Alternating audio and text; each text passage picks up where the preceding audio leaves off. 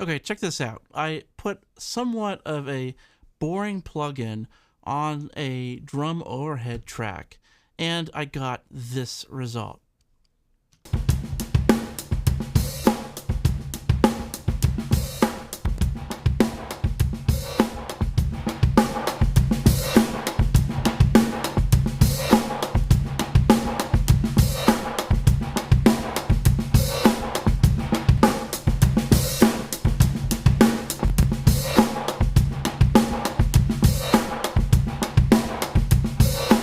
Yeah, really cool. This is somewhat of a boring looking plugin, like a utility plugin. It's by Boz Digital Labs, big, beautiful door. And it's really handy. I've been learning this plugin for a while now, but I, for the most part, stuck to the presets and then kind of did some tweaking. And then lately I've been really exploring the EQ section about it. And basically all that it is that it's two parts. You have the threshold, which is down the middle. And as this little dot jumps to the side, it goes over the threshold or under the threshold. And depending on what it's doing, it's going to give you either over the threshold or under the threshold. So you could set the threshold any way you like, and as it crosses over or under, it's going to kind of crossfade between these two EQs. Now, you could, in the traditional way of a gate, have it just reduce in volume, but you don't have to have it. You could keep it the same volume and just have it reduce the highs or the lows or the mids. And then what I discovered is that this little knob right here, it doesn't just stop at unity gain. You can actually take it and boost greater. I know it's hard to see, but this is unity gain, and you can actually boost it up 12 dB extra, it looks like. So it's basically giving you the opposite of a gate. And that's okay, you know, seems kind of like a normal thing, nothing too crazy, but you add in the functionality here of the timing and the EQ, led to some really interesting results. This is not necessarily a utility type technique. This is a creative technique. We're kind of reinventing what this tool is even designed for. Of course, I'm sure they, designed this to have fun with. So I can't assume that they're just like boring people. This is a really cool tool that has some really cool creative kind of sides to it if you're willing to explore it. So let's check it out. First up, we have whatever is above the threshold. We'll call this the kind of the direct signal, and this is the indirect signal. So this is the room noise, this is the reverb in the room, whatever, okay? And let me just kind of zero this out. Zero out the EQ, and I'll zero out the gain. And what you'll see is this little dot jump across, and that's as it's crossing over the threshold.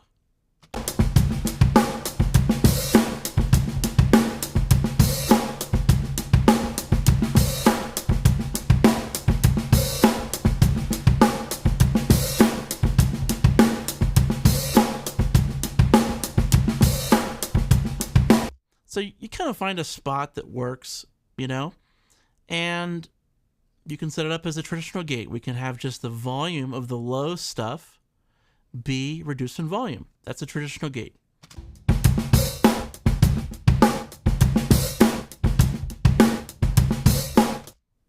Okay. Simple enough. What if we leave that alone and instead we do an EQ? Okay, so volume the same, and instead of going back and forth between the different volumes, we're going to go back and forth between different EQs, different tonalities.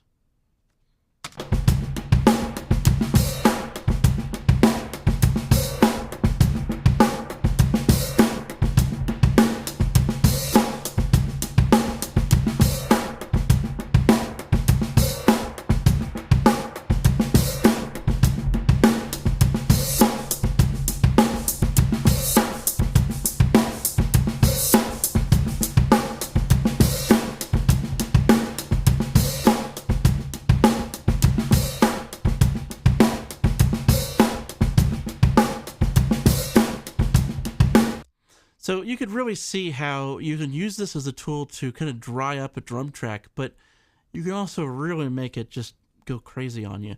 And it's in a really cool way. I mean, not something that you would do for like a client mix, but if you're producing a song, you want kind of a interesting twist on a drum loop or something, this is a really cool plugin.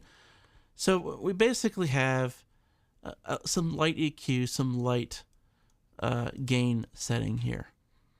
And that's all kind of fair enough, right? That's like a one-dimensional use of this plugin because it's anything below the threshold. We think of a gate, it's going to just reduce the volume. Okay, thank you very much. Taking care of that problem. Cool. But what if we added something to the stuff that's above the threshold? You know, we could make it even louder, right? We could make it quieter, okay? Do a reverse gate. But what about adding like EQ, okay? So we're kind of boosting the bass and the treble, smiley face EQ, and then below the threshold, we're only doing the mids, okay? This seems like it would maybe sound terrible, but let's see what it sounds like.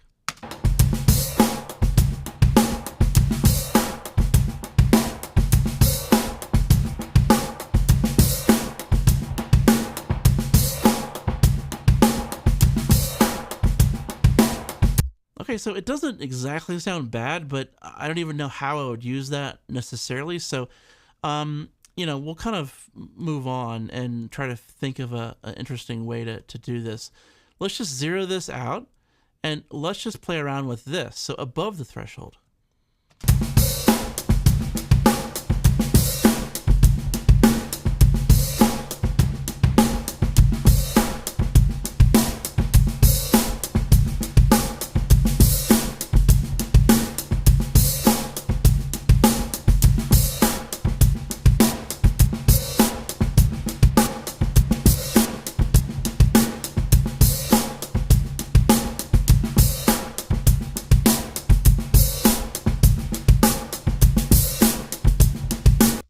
Okay, so I can imagine a cool use for this. It's almost transient shaping, but again, it's still a little on the creative side. It sounds really good. I've noticed that this plugin, it actually has like a built-in saturation, which is really cool. If you push that low end on that above threshold side, that low end actually will saturate, and it sounds pretty cool. Let me see if I can make it do it.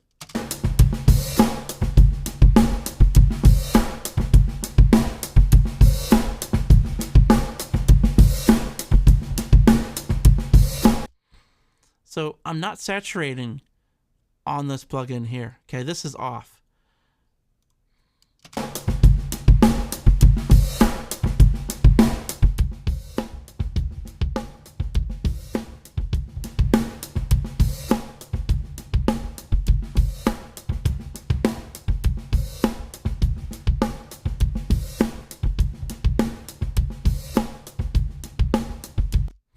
Yeah, so it's crazy. I'm just checking to make sure I'm telling you the right thing. It's possible I could be overdriving the input of this. Very possible. But whatever it is, it sounds really good. It could be the Rouser, it could be the big, beautiful door, but it's sounding pretty cool. It has kind of like that lo-fi boombox kind of thing, right? So yeah, this is just a really, really cool plugin. I kind of got this just to have something to gate toms with, all that kind of, stupid stuff, annoying stuff that is really nice to have a solution for.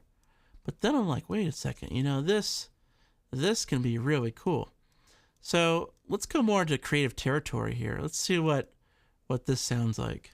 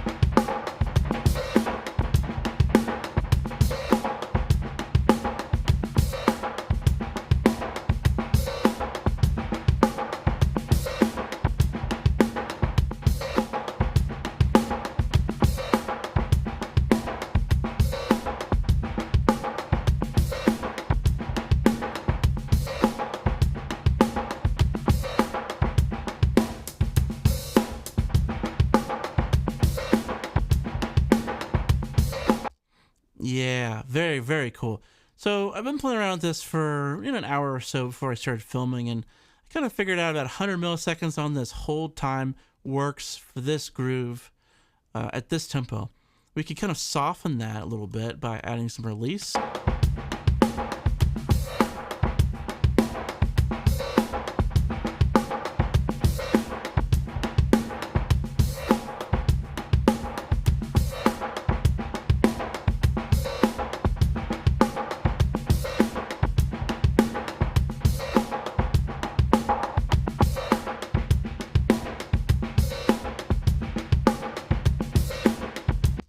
It's just such a cool sound. It really is.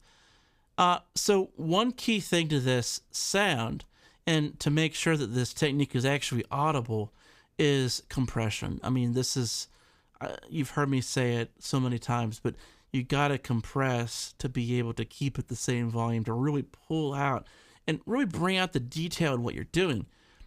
So this is not a flavor compressor the way that I have it set up. I have a long release time, so it is not supposed to really grab or bite or pump or any of that. It could certainly come and release, uh, release in time to kind of make the effect more audible. But I'm really just trying to make it so that no matter what I do, the effect is audible.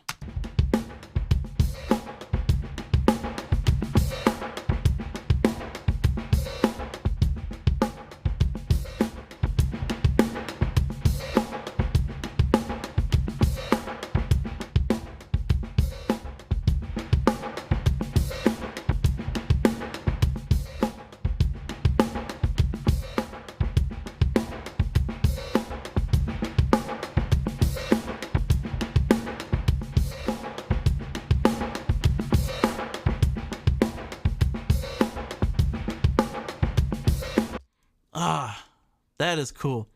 So, yeah, I am, this just is so much fun to get really, really cool sounds out of places you would not expect.